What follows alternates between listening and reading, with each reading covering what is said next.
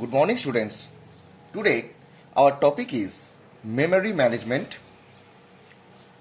If I consider computer as a final perspective, there are two important modules are there. So, one is your CPU,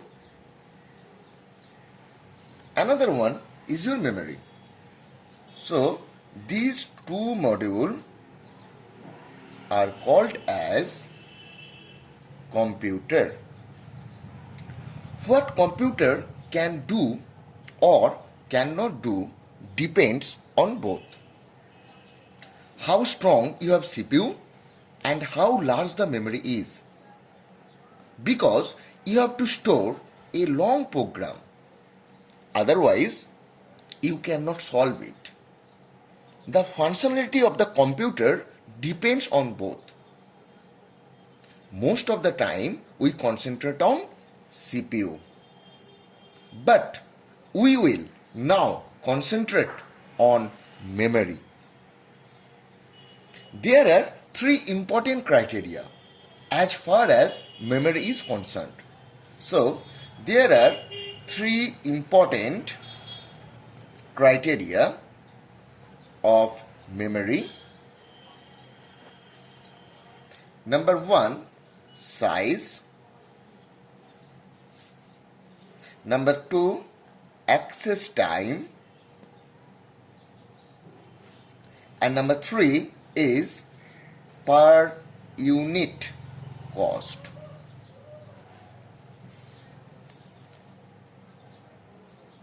So, these are the three important criteria of memory. Now, what will be our desirable criteria for size? The size is larger is desirable, and access time will be less as desirable. Per unit cost is how much you have to pay, and this is less is desirable. But the problem is that when the size is big, the access time is not less. The access time will be high. So, with different memory, we try to achieve the criteria. That means we'll get larger size and less access time,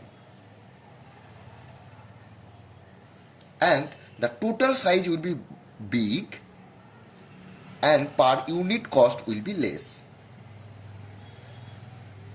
We know that here is your CPU, and CPU access the data from secondary memory, but it cannot directly access to secondary memory. A secondary memory is a memory where the whole program is kept.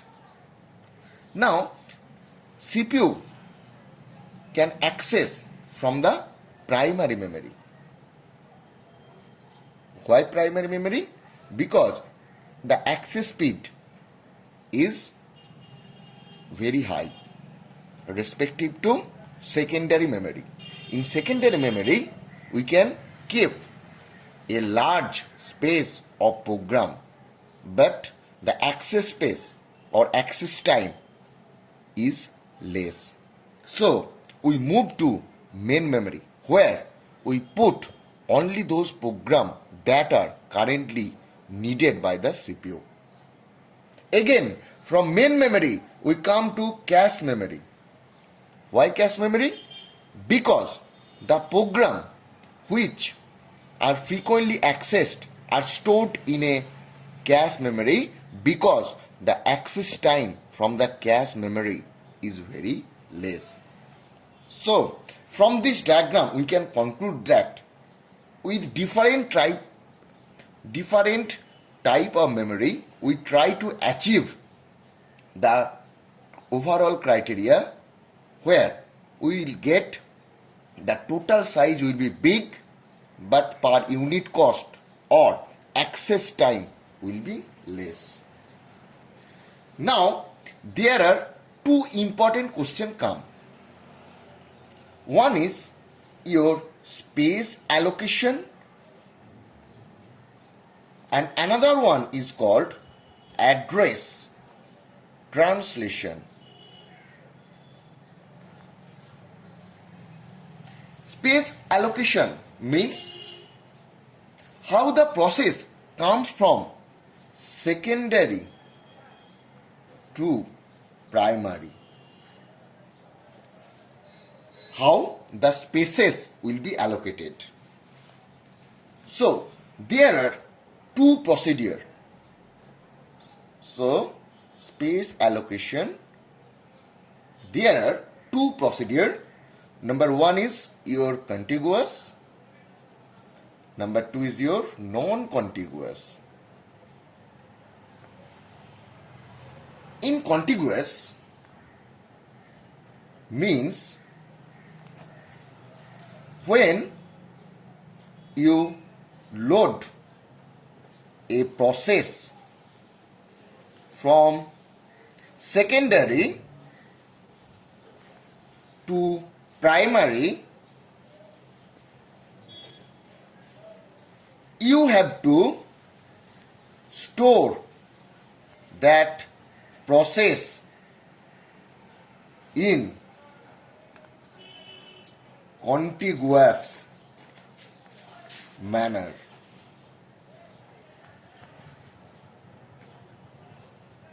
Now, what is non-contiguous?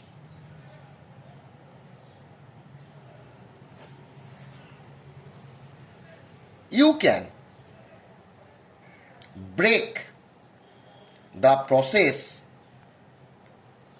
into pieces and can store in different position in RAM. So these are the basic definition of contiguous and non-contiguous. Later we will deeply move into the contiguous and non-contiguous. Now there is another term that is called your address translation. And what is address translation? Address translation means converting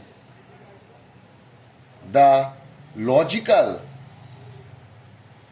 address to physical address.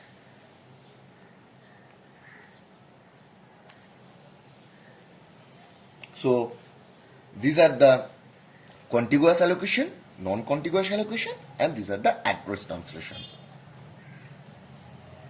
Now, if we review what we have learned, we are learning the memory management concept where CPU and memory are the two essential parts of a computer. We have focused on CPU, but now we will focus on memory. Three important criteria of memory was memory size, access time, and per unit cost. And our desirable feature was memory size will be larger, access time will be less, and per unit cost will be less.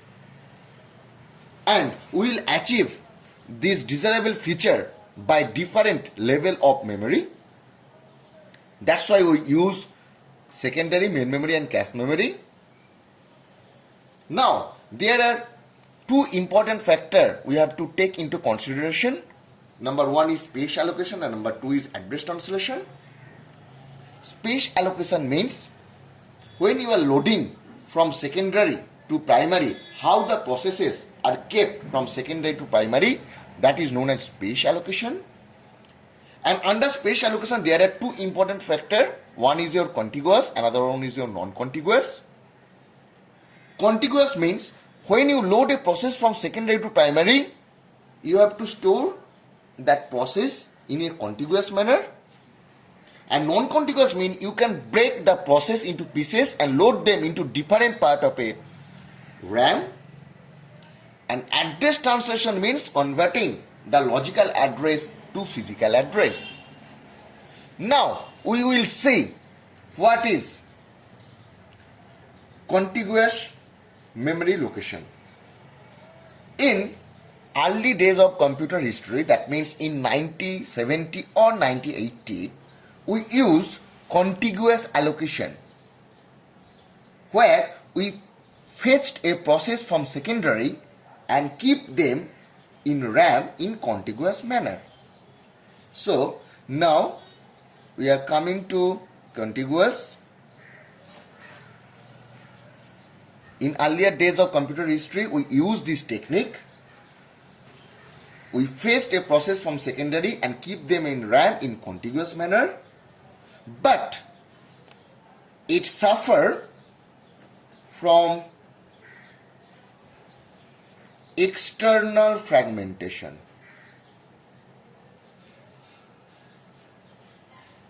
Now we will see what is external fragmentation.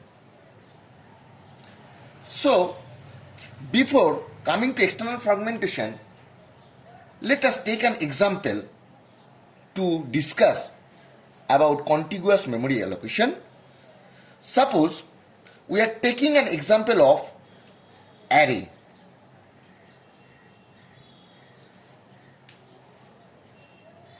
And we know that the array is divided into contiguous memory allocation. The starting address is suppose 0, 1, 2, 3 and 4.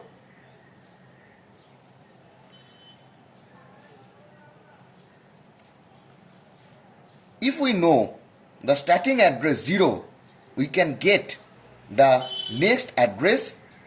So array is an example of contiguous memory location.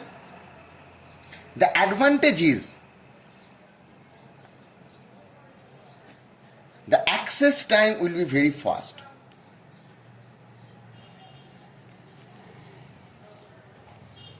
Why? Because if we know the starting address of an array, then we can know the next address.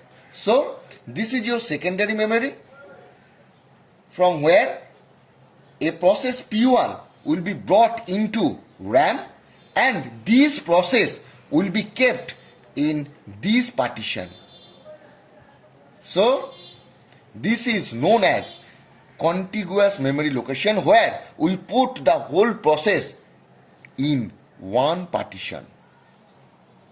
This is known as contiguous memory location. But the disadvantage is that it suffers from external fragmentation.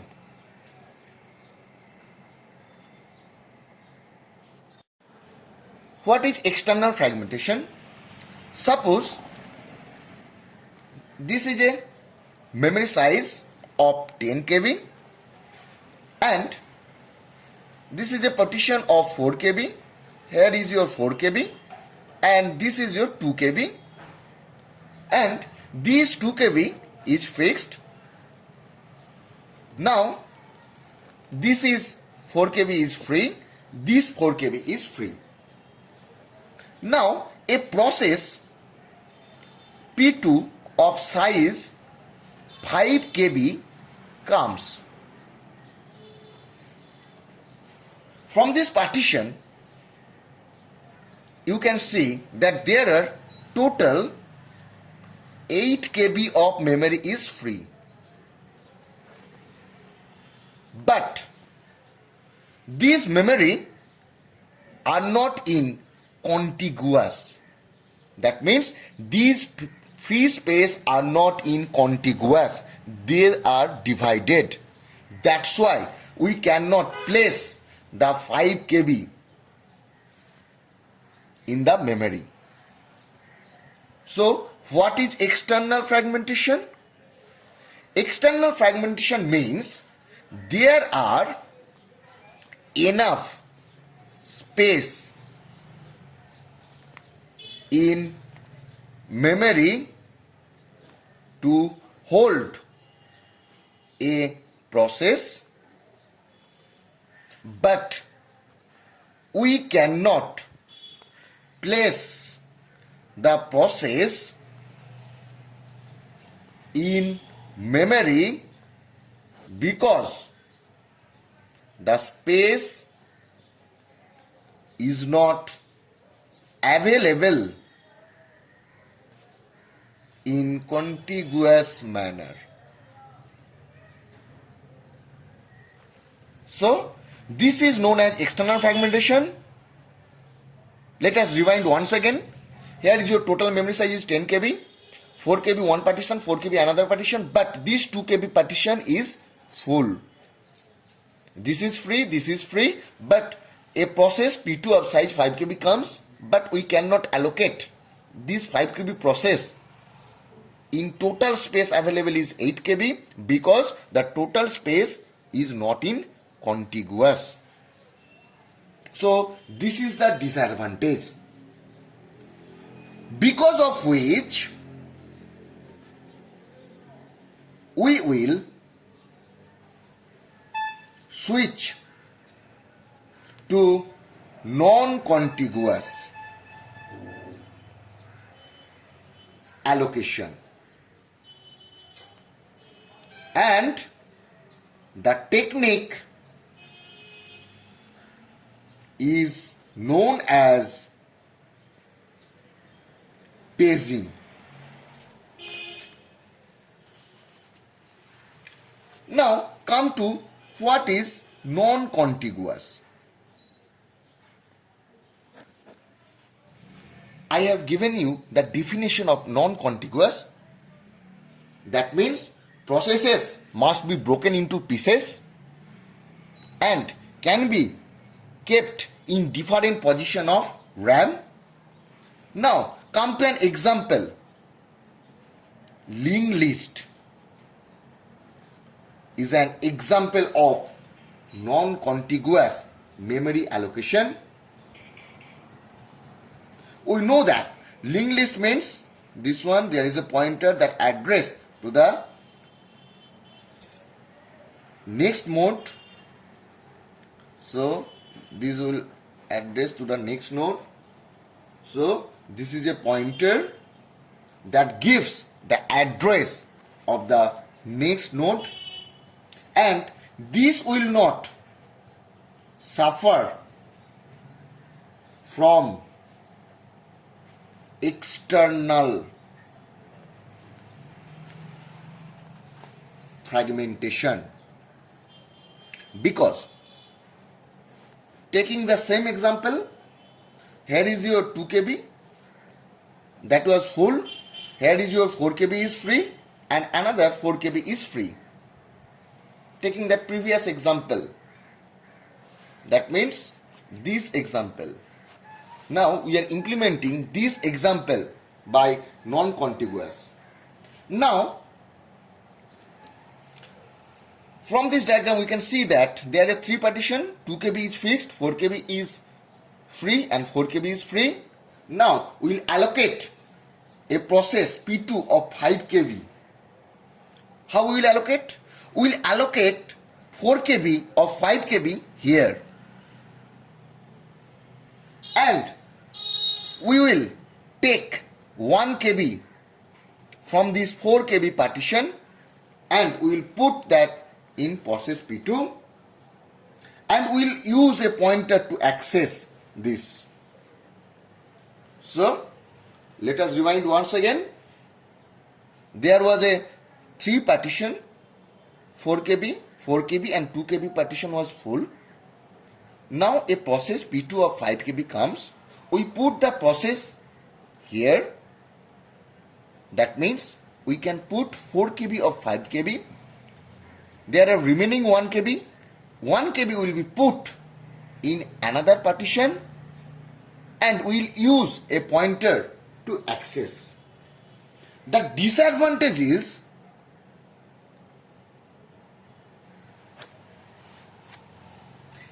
access time very slow, because